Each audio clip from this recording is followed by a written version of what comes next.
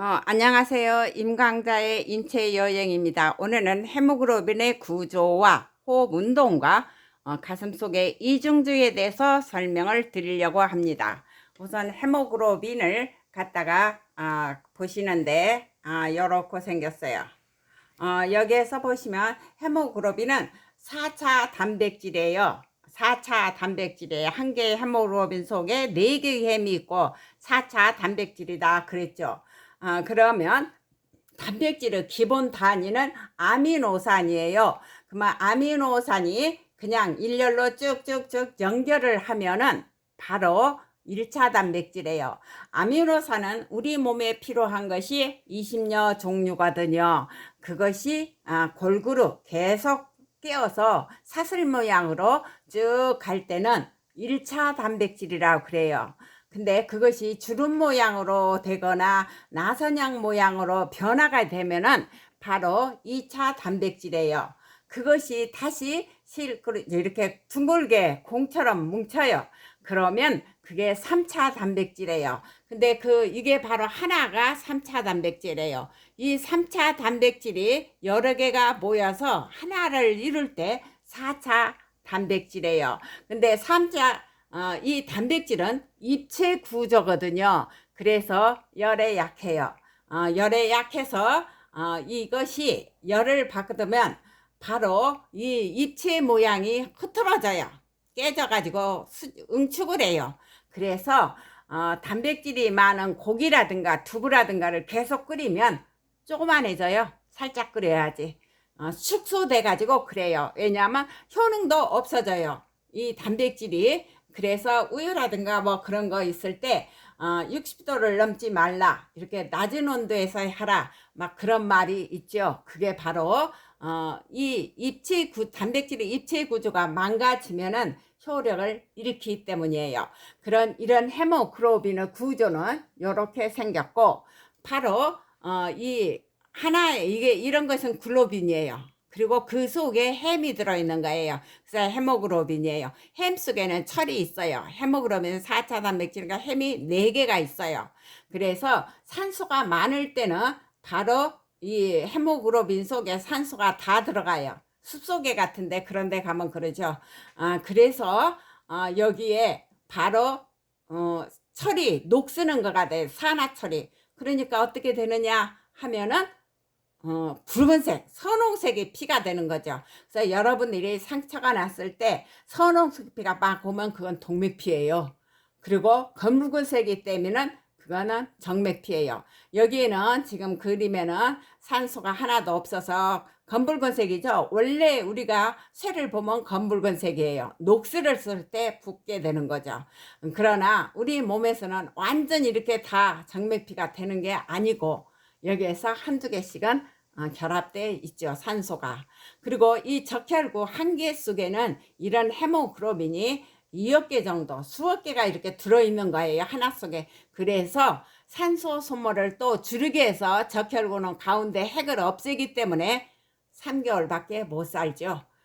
그리고 이렇게 늙은 거는 간과 질환에서 다 없애버려요. 적혈구는. 그래서 계속 생산해야 되고, 철이 부족하면 헤모글로빈이 안 만들어지기 때문에 빈혈증 있는 사람은 철분을 먹어라 그러죠. 그러면 여기에서 헤모글로빈의 구조에 대해서는 얘기하고, 바로 호흡 운동에 대해서 설명을 드리면, 바로 허파는 근육이 없어요. 근육이 없어서 바로 근육이 없기 때문에 숨을 우리가 쉴 때 허파는 저기가 되죠. 뭐가 되냐면은 가로막과 바로 갈비뼈, 늑골과 횡격막의 상하 운동에 의해서 우리는 숨을 쉬는 거예요. 그래서 여기에서 가로막이 밑으로 내려가고, 복식호흡이 할 때 주로 그러죠. 갈비뼈가 이렇게 위로, 가슴통을 크게 해서 위로 벌리면 이 가슴통 속이 커지면 기압이 낮아지니까 밖에서 공기가 막 들어가요. 기압이 낮은 곳으로 막 가거든요. 그래서 가슴통이 커지니까 공기가 막 들어가서 들숨이 돼요. 그 다음에 이쪽에 보시면 가슴통이 올라가고, 그 가슴통이 작아지죠. 가로막이 올라가고, 그 그다음 갈비뼈가 이렇게 내려와요. 그래서 가슴통이 작아지니까 기압이 높아져서 바로 여 속에 있는 숨이 휙 날아가요.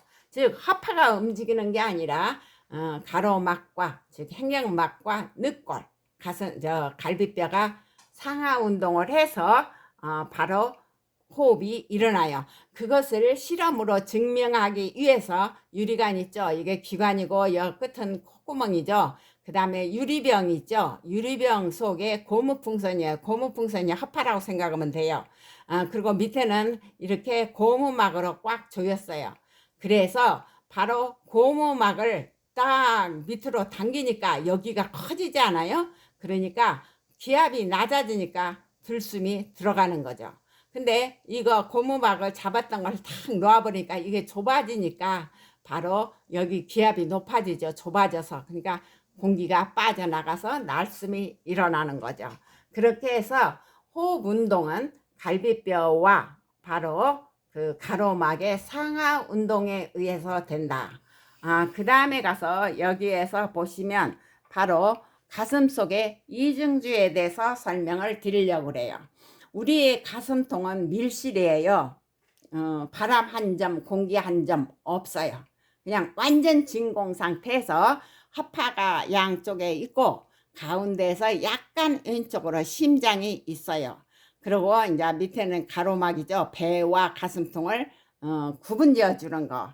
그런데 여기에서는 하파는 아까처럼 근육이 없다고 했어요. 왜냐하면 하파는 허파꽈리가 미세 기관지로 쭉 해갖고 허파꽈리가 바로 한쪽은 3, 4개 양쪽은 7개 정도가 있어가지고 근육이 들어갈 틈이 없어요.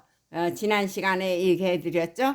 그래서 허파는 근육이 없어 스스로 움직이지 못하지만 가로막과 바로 갈비뼈에 의해 상하 운동을 움직여서 바로 풀무질과 같아요. 풀무질 하면 불이 활활 타지 않아요? 바로 여기에도 하파도 그 풀무질과 같은 역할로 쭉 해서 콧바람으로 바로 숨소리를 만들어내요. 그래서 사람들이 코를 갖다 대고 우리가 숨이 벅차면은 헉헉거리잖아요. 그래서 숨소리를 내서 풀무질과 같다. 하파는 풀무질이다. 근데 심장은 자가 발전기가 있어요. 스스로 뛰어요. 그래서 심장을 밖으로 띄워놓아도 심장은 뛰어요. 저 혼자 놓아도 뛰어요. 그러나 우리 몸속에서 자율신경에 의해서 똑같이 규칙적으로 뛰죠. 밖에 있을 때는 그렇게 안 뛰어요. 근데 우리 자율신경에서 우리 몸속에서는 규칙적으로 심장이 뛰어요. 그러면 여기는 자가 발전기가 있고 그 다음에 심장은 오른쪽은 정맥피만 있어요. 왜냐하면 온몸을 돌고 온 피가 오른쪽에 있거든요. 그 다음에 왼쪽은 동맥피만 있어요. 근데 여기에서 보시면 오른쪽에 심장에서 들어있는 피는 각 허파로 가지요.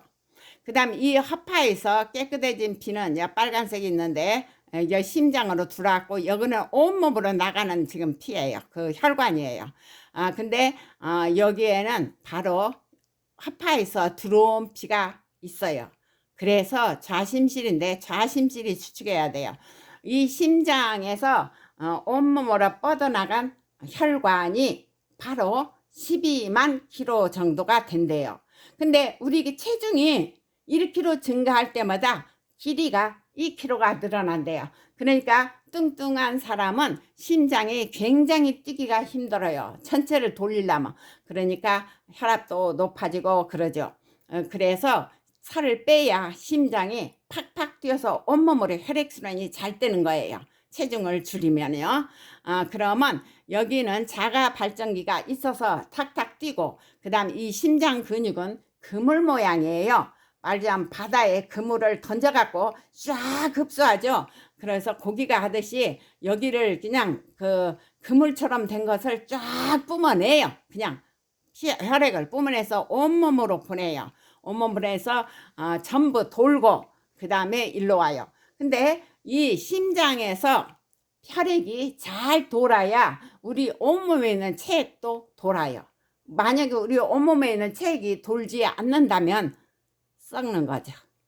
그래서 바로 심장은 굉장히 힘들지 않아요? 그래서 심장은 펌프질을 한다 그래요. 온몸으로 혈액을 보내야 되니까요. 펌프질을 하는 거예요. 그래서 이 펌프질로 심장의 박동 소리를 내고 그 다음에 허파에 풀무질로 숨소리를 내서 이 숨소리가 심장의 박동 소리가 가슴 속에서 울려 퍼지는 이중주예요. 가슴동 속의 이중주다.